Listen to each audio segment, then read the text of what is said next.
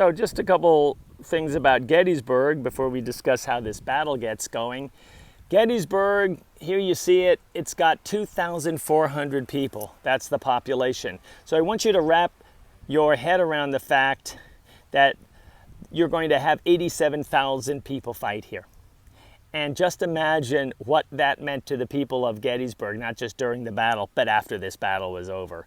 After you had thousands of horses, dead horses, injured people, dead people that had to be dealt with. And you have 2,000 people here, 187,000 people who fight here. This is a small town. It's got this college that we're looking at. And they build a lot of horse carriages. That's basically their industry. And there you have it. Now, John Buford is out here in this area that we're talking about. He's the commander of the 1st Cavalry Division for the northern side. And he's going to make the first huge contribution in this battle. He's out here, he goes up on that cupola that we're looking at right now, and he realizes immediately, he sees what the topography indicates, which is that down this direction, you have about 7,000 Southerners. I'll tell you why in a minute, but they're not far away. They're about a mile down that direction. And then if they go through that college and they go through that town, there's a series of high ridges that they can get on. Most important thing to know about this war is that almost every battle, if you're up on top and you're being attacked, you're going to win that battle. So very important to try to secure the higher land. And he realizes that he is outmatched by about 3-1. So what's he going to do? Well, the first thing he does is he's going to send a letter off to John Reynolds, who's 5 miles back that way. He's 5 miles away. And he's going to tell him, you need to get men together. He's the general. You need to get your men together. You need to get out here. And then he's going to spread his men out. And he's going to try to convince the South that there's a lot more people than they think by using this carbine that he has that shoots 8 to 10 bullets a minute, which is a lot more than the other side is able to do. So it's going to convince them there's more people by spreading out.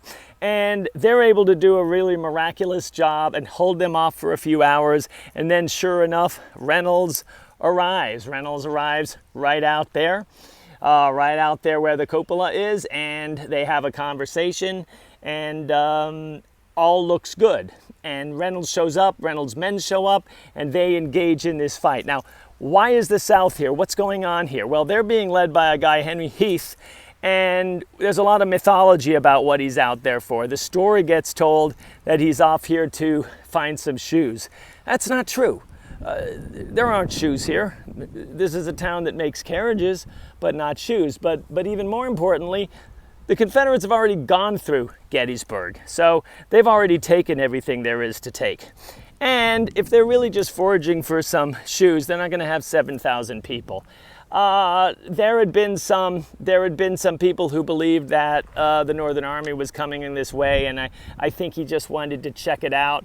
But the thing is, Robert E. Lee had told him that he didn't want any general engagement at this time. He told him in no uncertain terms that he did not want a general engagement. And guess what Henry Heath is going to do?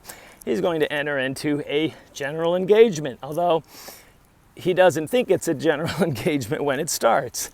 It's kind of how these things go. Anyway, Reynolds is going to go up more forward, and he's exhorting his men to push them out of the woods. And I'm going to show you here.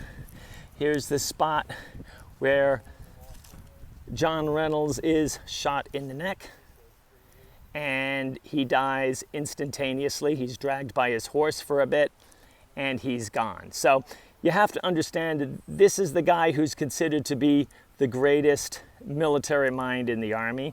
He's the person Lincoln wanted to be the commanding general, and now he's gone. Abner Doubleday, who we talked about and whose statue we looked at, he's going to show up, and he's going to have to lead those men, and he's going to do a great job as the battle on day number 1 continues.